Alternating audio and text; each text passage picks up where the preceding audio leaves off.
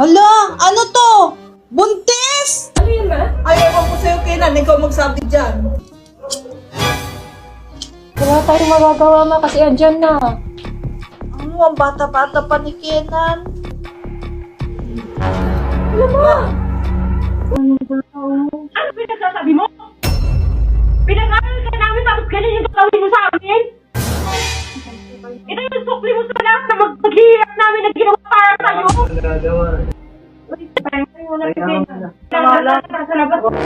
Mas nga dito, pag dito sa cars ko, baka ako yung mag-a-adjust.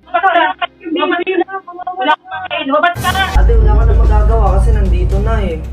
Ano pa magagawa natin, di ba? Hindi pwede sabi. Lumayas sila dito. Hindi ko O saan matatanggap. kami titira?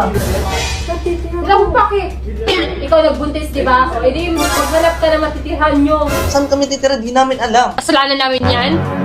Kayanin pa ng konsensya natin yun. Pinalayas natin silang dalawa. Papaalisin natin. Wala na tayong magagawa. Nahimik ka Nandito dyan. na. Sulsul ka din eh. Porket maaga ka din nabuntis. Ano nga dyan, di ba?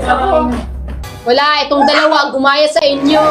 Kay bata-bata, nakabuntis agad. Hindi, may magagawa tayo dyan. Palayasin natin to. Umalis ka na dun, Iha. Wala kaming pake sa'yo. Ay, Sophia, wag naman ganyan. Mawa ka sa kung magiging bata. Ay, Sophia, wag naman. Bukas na lang. Tapos ano, kasi kawawa naman yung mga buntis, oh. Ikaw, manahimik ka dyan. Sulsul ka din kasi malandi ka na Oh, agad yun nabuntis. Ikaw yung bibig mo, ayoko tabas niya. Ano pinagsasabi mo